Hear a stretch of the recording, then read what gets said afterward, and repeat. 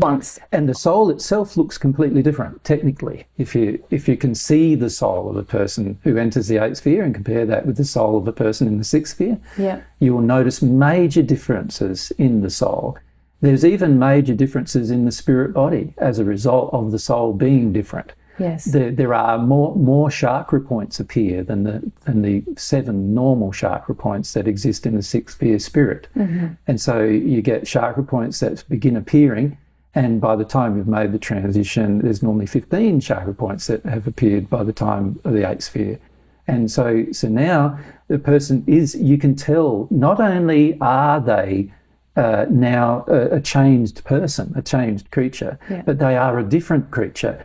And in fact, this is what causes some confusion on the part of people in the 6th dimension. Because when these people who are now different creatures come to visit them, they see that they have a different energy systems in their body. They're able to examine that in their spirit body. And they go, hang on a sec, you're different than I am. Does that mean God made 2 types of creatures? Yeah. Well, and they become sort of confused about it.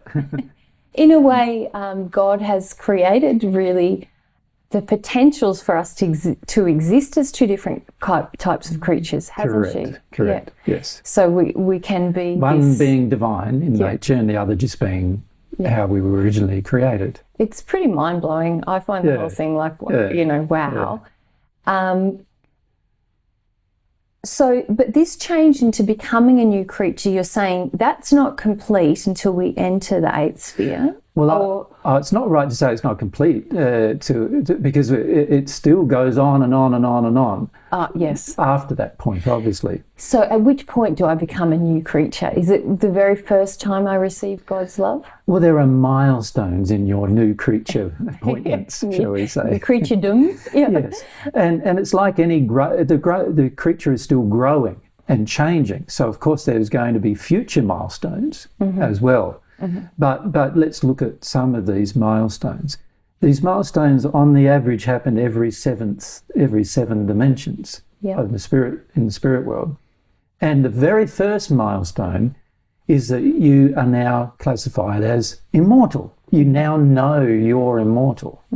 So you feel emotionally aware that you are. You're emotionally aware you are. You are now fearless. You now have no fear at all at that point, right? So that's your first milestone. You've now worked through all the different issues. You now got to the point where you have no fears, and you know you're immortal, right? And of course, if it makes sense to you, if you know you're immortal, that's probably one good reason why you have no fear, because you know that there's no way anyone, including God, could destroy you after that point. So now there is no reason for any fear either. So that's a great milestone, if you like, in your progression. And then there are many more milestones. Obviously, each dimensional change, each new sphere, has a milestone of its own in this continual change that now occurs to the new creature. And that continues, and there's quite a number of different milestones up until the 36th dimension, which is when there's a big milestone, and that is the joining of the 2 halves as a new creature. And that is an incredible process in itself, where the 2 now feel themselves as one, rather than still believe or see themselves as 2. And so that's a huge milestone. But before then, there's still many milestones that we do. Each sphere, in fact, is a milestone, and every 7 spheres is a major milestone in our progress and development towards God's nature.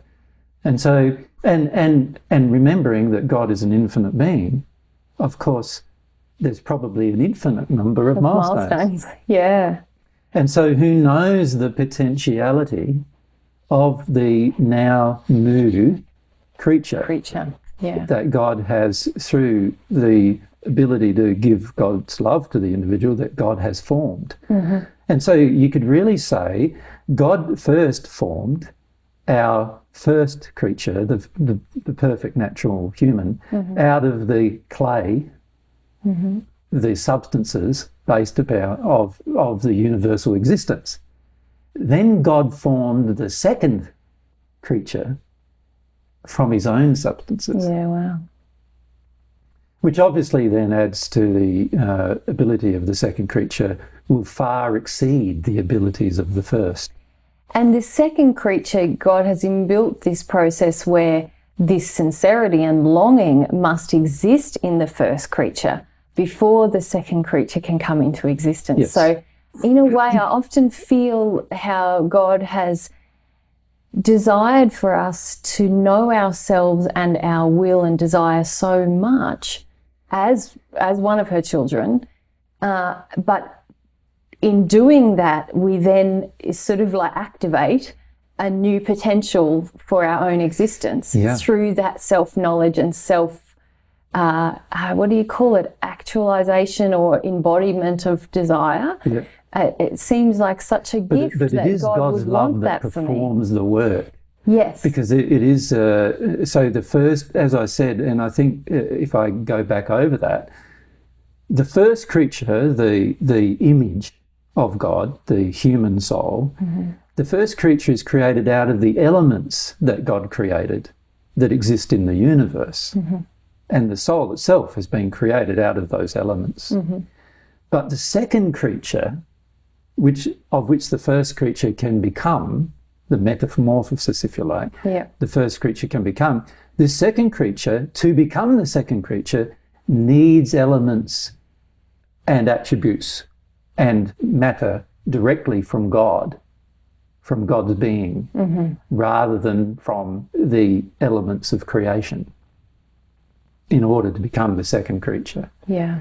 And that's why the two creatures have vastly different potentials. Well, one is of One matter. is earthly. Yes. You could almost call it, or you could call it the universal goo that sticks us together. And the other is divine. A part of the divine has entered and therefore transformed the earthly creature, the universal goo has now been transformed because there's some of the divine that has entered this universal goo and changed it.